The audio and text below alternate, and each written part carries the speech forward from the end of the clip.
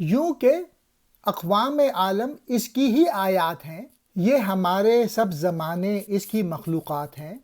اس کی فیضان نفس سے بولتے ہیں سنگ و خشت، ہم سبھی ہیں مثل حاصل اور وہ مانند کشت، استخواں و ریشہ کو پاکیزہ کر دیتا ہے وہ فکر کو، روح اللہ میں کا بالوں پر دیتا ہے وہ، اس کے دم سے ہا و ہو ہیں اندرون کائنات، اس کے لب پر سورہ ہائے نجم و نور و ناز آت،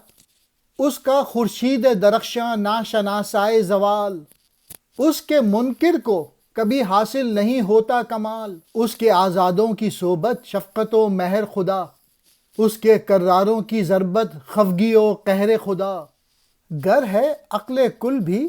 تو اس سے نہ کر زنہار رم، کیونکہ جاں کو اور تن کو دیتا ہے وہ بہم، تیز تر رکھ کر قدم طے کر لے راہ یرغمید، دیکھنے کی چیز ہے تیرے لیے جو ہے شنید،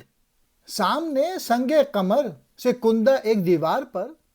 چار تحسین نبوت صاف آتے ہیں نظر۔ علامہ اقبال نے پیغمبری کے راز پوچھے مولانا روم سے کہ اس کے راز بتائیے،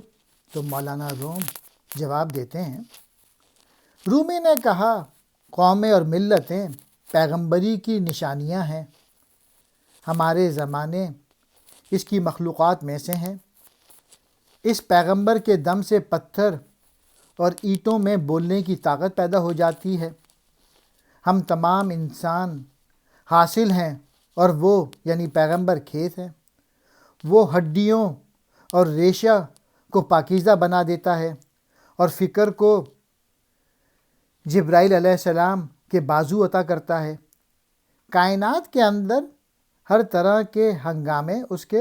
ہونٹوں سے نکلی ہوئی و نجم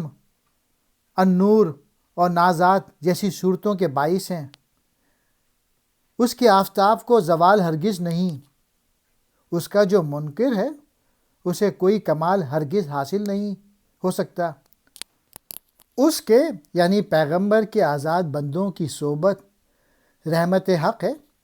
جبکہ اس کے کرار یعنی حضرت علی رضی اللہ تعالیٰ عنہ کی ضرب خدا تعالیٰ کا قہر لاتی ہے، اگر تو عقل کل بھی ہو پھر بھی اس پیغمبر کی صحبت سے دور نہ بھاگ، کیونکہ پیغمبر کے نزدیک جان اور بدن، دین اور دنیا باہم ایک ہیں یعنی اکٹھا رکھتا ہے،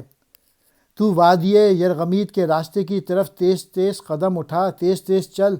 تاکہ تو وہاں اور کچھ دیکھے جو کچھ دیکھنا چاہے، چاند کے پتھروں سے بنی ہوئی ایک دیوار پہ کندہ کیے ہوئے نبوت کے تو چار سین دیکھے گا۔